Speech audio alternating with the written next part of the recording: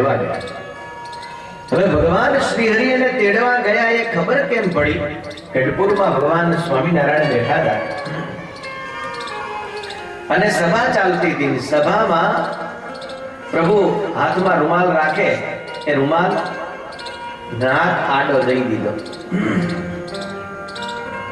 મુક્તાનંદ સ્વામી કે મહારાજ આ શું ચરિત્ર કર્યું? કારણ કે મોટાની કંઈક થોડા મર્મમાં પણ ઘણું બધું અંદર સમાયેલું હોય છે.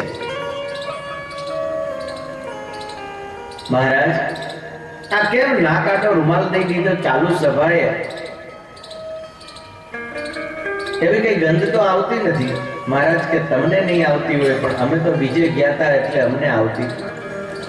શું મહારાજ અમને વાત કરો તો ખબર પડે.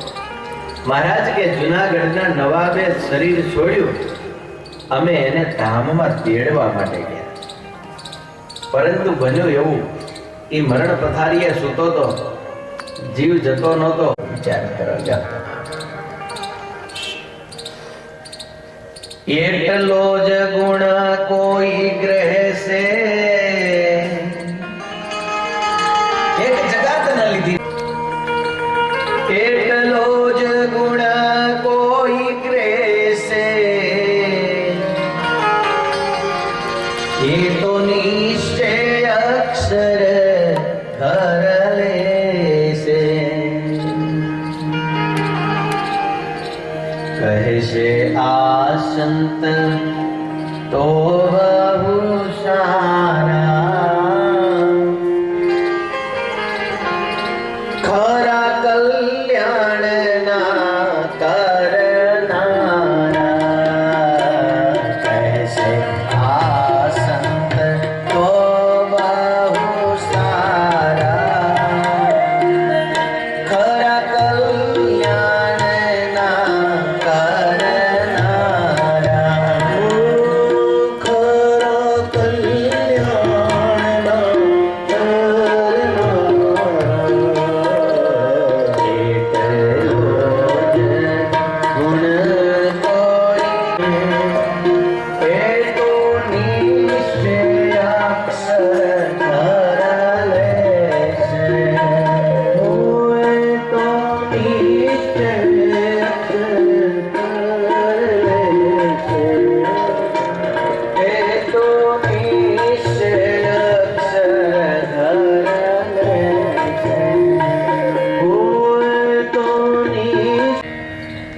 સંતોને જવાનો વખત થયો.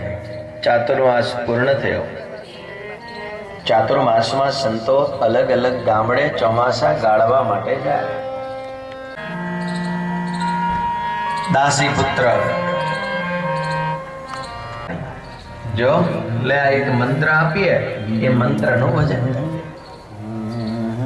અને સંતો એ મંત્ર આપ્યો, ઓમ નમો ભગવતે તુભ્યમ વાસુદેવાય ધીમહિ પ્રદ્યુમ્નાય અનિરુદ્ધાય સંકર્ષણાય ચ. બસ એ મંત્ર રટ્યા કરે. એ મંત્રનો જપ છે.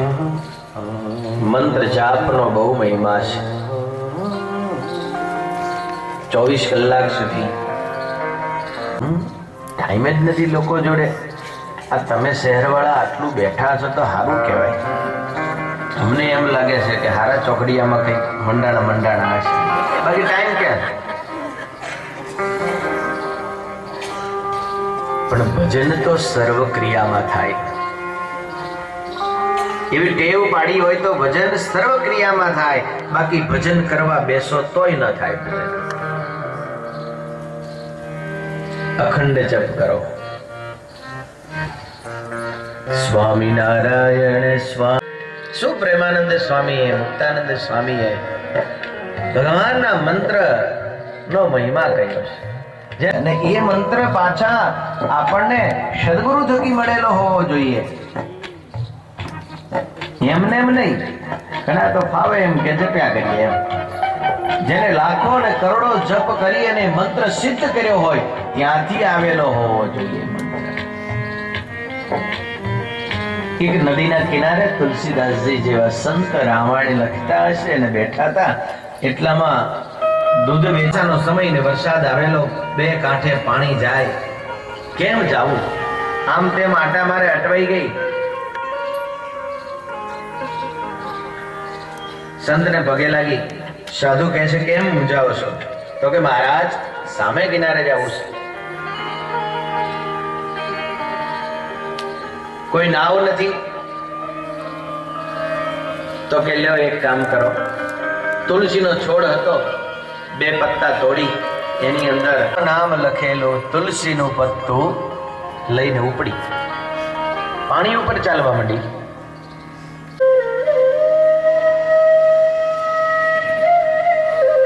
પહોંચી સામા કિનારે રાજી થઈ ગઈ. અને ઘણી વખત હરકમાં માણસ બધું ભૂલી જતો હોય છે, ક્યાં મૂક્યું પત્તું. અહીંયા બેઠા બેઠા તમારે જ્યાં દીવાબત્તી નિત્ય કરતા હોય મંદિરના દેવ, એ મંદિરના દેવને વંદન કરી આપવાના. દેવતાભ્યો નમઃ. ત્યારબાદ લક્ષ્મી અને નારાયણને વંદન કરી આપવાના. લક્ષ્મી નારાયણાભ્યામ નમઃ. ત્યારબાદ ભગવાન શંકર અને પાર્વતીને વંદન કરી આપવાના. મહેશ્વરાભ્યામ નમઃ. આ કર્મના પ્રધાન દેવ ભગવાન નરનારાયણને વંદન કરી આપવાના. રાધા કૃષ્ણ દેવને વંદન કરી આપવાના. એતદ કર્મ પ્રધાન દેવતા ભગવતઃ રાધા કૃષ્ણ સમન્વિત ભગવતઃ નરનારાયણાય નમો નમઃ. પુણ્યં પુણ્યાહં દીર્ઘમાયુરસ્તિ ભવન્તો ભ્રુવન્તો પુણ્યાહં દીર્ઘમાયુરસ્તુ. મનની અંદર ઓમ ગમ ગણપતય નમઃ જપ કરવાનો, ભગવાનના 12 નામનું શ્રવણ કરવાનું, ભગવાનને કહેવાનું કે પ્રભુ અમારા જીવનની અંદર કોઈ પણ પ્રકારના વિઘ્ન આવતા હોય બધા વિઘ્ન આપ દૂર કરવા વાળા કરજો. ભગવાનને વંદન કરી આપો. ઓમ સુમુખસ્ય એકદંતસ્ય કપિલો ગજકર્ણક વિઘ્નો વિઘ્નનાશો વિનાયક દુર્ગણાધ્યક્ષો બાલચંદ્રો ગજાનનવરંભે વિવાહે ચ પ્રવેશે નિર્ગમે દશામે સંગ્રહે વિઘ્નતસ્ય જલાંબરધરમ દેવં શશિવર્ણમ ચતુર્ભુજમ. ખરેખર અંત સમયે બીજો કોઈ સહાય કરનારો હોતો નથી. અને બીજા સહાય શું કરી શકે? ગમે એટલી દવા કરે, આ કરે, તે કરે, શ્વાસ લેવાનું મશીન મૂકે, પણ જ્યાં સુધી રહેશે હવે. નહીં તો લોકો રહે જ ને કાયમી. રોજ 50,000ના ઇન્જેક્શન મારે તોય પણ એ જાવું તો નક્કી જ.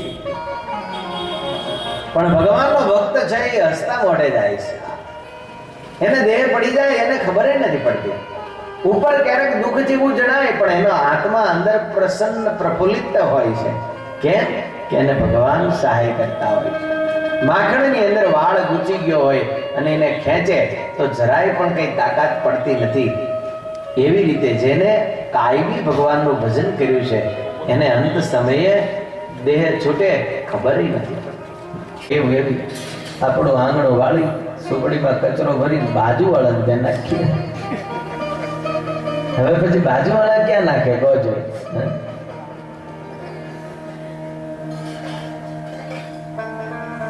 ધન્ય હજો દ્રૌપદીને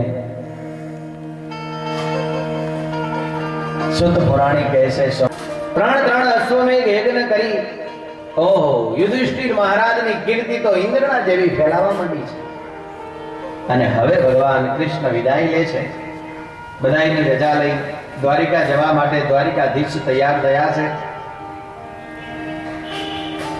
જ્યાં ભગવાનનો રથ આગળ ચાલ્યો ત્યાં તો દોડતા દોડતા દોડતા ઉતરા આવ્યા છે.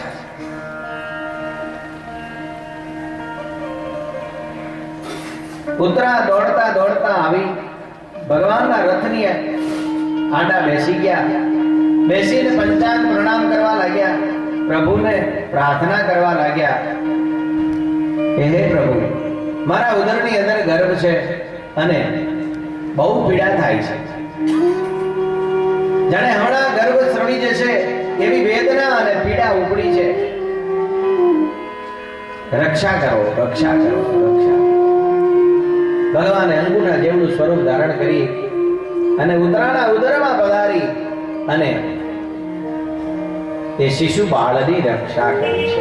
ઉદરમાં ભગવાન રક્ષા કરે છે. ત્યારબાદ ભગવાન રથ આગળ ચલાવ્યો.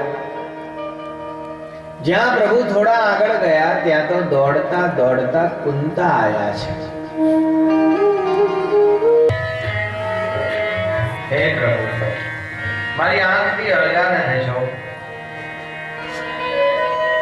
મારી સર્વે